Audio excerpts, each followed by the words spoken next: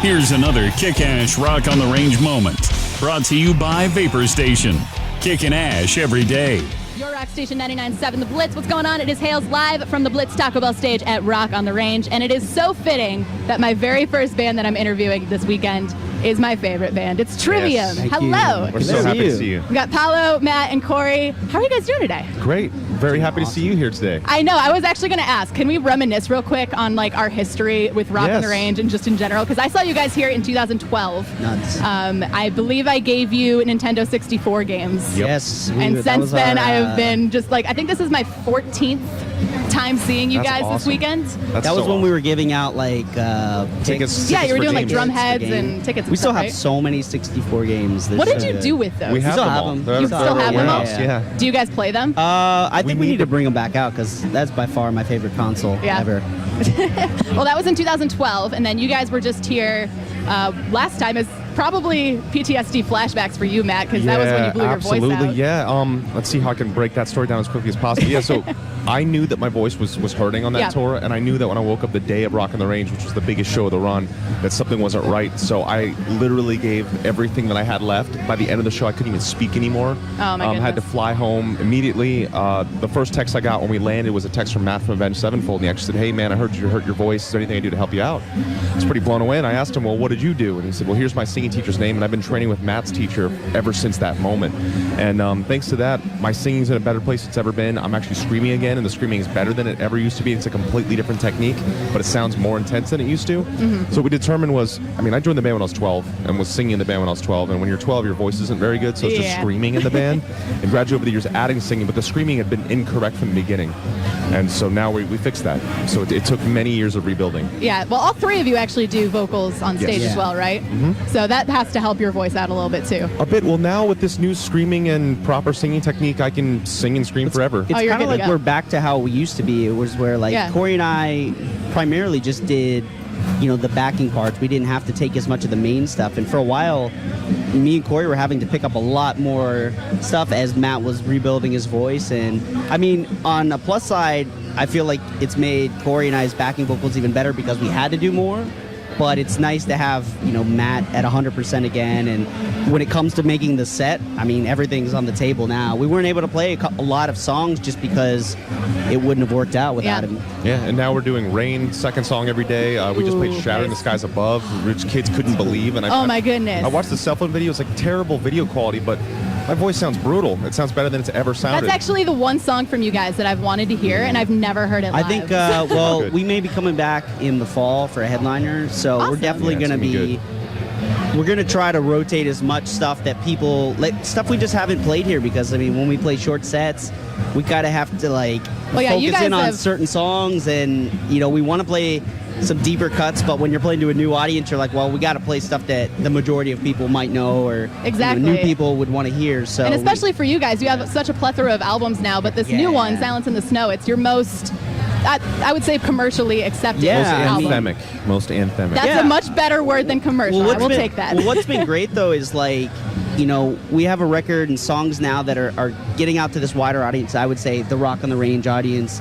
But when they come see us for that one song they know, they're going to get, as much as we can fit in from our back catalog and be like, oh, here are some other songs you might like now that you like this one song. And I feel like we're converting a lot of fans into some of our heavier stuff. Like, hey, this isn't what I thought it was. If maybe they thought Trivium was more extreme or brutal, and it's like, wow, there's still a lot of melody and there's still a lot of groove in the older stuff, so I can dig this. So hopefully we're converting those people into...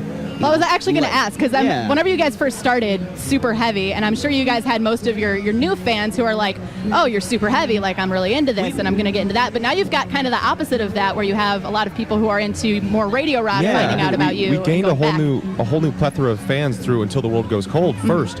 And I think it's exciting, like Paulo was saying, for these fans get into us, that they think Trivium's this new band, and they look and they see we have 6 other records before that. But even with Ember to Inferno back in 2003, we showed that we're huge fans and we'll always have very catchy melodies. Even on that record, the first song has clean singing the bridge, but the second song, it's like singing the pre-chorus, singing the chorus, and we've always been big fans of that. And we love to have everything. We love to have brutality, technicality, simplicity, melodicism. It'll all be there. And I think that's what makes this an exciting band, is that you never know what you're going to get with every record. And we try to We try to look at everything we've ever done and do the opposite of that, and we try to look at what everyone else does and do the opposite of what they're doing. I felt like this record was more the latter on that too. It was like it was kind of our reaction to just like an overabundance of just screaming for the sake of it. It wasn't, we came in and, I mean, there was a lot of reasons. Matt hurting his voice, I think, kind of made us think more about the next record of like, well, what are we going toward? We didn't know Matt was going to come back and be like screaming even better than ever. So it's like, we got these songs now that melodically driven but still powerful. And when we play them live, I mean, they're even heavier than the record, which is a great thing. And so now you got this whole new mix of audience, 50% like never heard us or has only heard Until the World Goes Cold, and then the other 50% is the rabid hardcore Trivium fans that are showing these people. And then what there's a circle me pit is. just in the middle of there somewhere. Yeah, just throwing down in the pit. But yeah, you guys are absolutely one of the most musically diverse bands, I would say, here with everything in your catalog and how you guys are progressing. And I'm very excited to see you back at Rock on the Range. But I will say as well, I've seen you this will be my third time seeing you at Rock on the Range with your third drummer for Rock on the Range. So I know Paul isn't here with us right now, but could you explain a little bit about how that's going, and also what the hell is Wonky's World? Well, that's kind of our way to. Oh, do you want to take this, Corey? Contain his. Yeah, he's a messy SOB. So we came up with Wonky World because he would always play his warm-up kit, and he would be like right in our dressing room, and he would just like bring all his bags in, and it would explode everywhere. So just had all his be stuff. taken lots of different ways, but So yes. So we made Wonky's World because we'd always call him Garth. And He's then, a lot of on. things. He's like Spicoli from Fast Times. He's Garth. He's Pip from Airheads. He's a lot of things. But as a player, But he's so good you at get him drums. behind the drums and like the stars align, and he's focused and Yeah. he nails it. He learns our stuff so fast. Like if we were like, hey dude, we need to play Ascendancy tomorrow, he would learn the song overnight, you know, and get it to where it's 90% there that fast. Yeah, what a lot of people might not know is that he was recommended to you guys from Mike Mangini of Dream Theater, right? Yeah, I mean, that was such a huge referral for us because, we weren't going to be able to go and just make an open casting call on YouTube. We were like, let's get people that we can vouch for these guys. Let's get some referrals from producers, from players. And that was really how we went about it. And, Dream Theater is probably the greatest musicians we've ever known, toured with.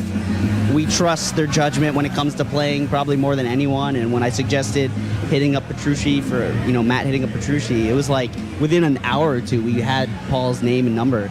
It was crazy. I'm happy it all came together, though, because I've been seeing some stuff with Paul, and he's doing awesome with you guys. So have to buy him a bottle of wine or something. I know, a bottle of wine for those dudes. Yeah, the stuff finally sounds like it always should have. Like it was intended to. Awesome. Well, you guys can definitely, if you're going to be at Rock on the Range, catch a Trivium. They will be hitting stage 2 at 2:55. Can you watch? Are you going to be there? I will be there. Yes. Awesome. I will be. I'm actually wearing a 2006 Trivium shirt right now. Are you doing like the radio introduction thing on stage? I would love to. Yeah, you should. Come on up. Well, we'll see what happens. If anyone should, it should be you. Oh, thank you.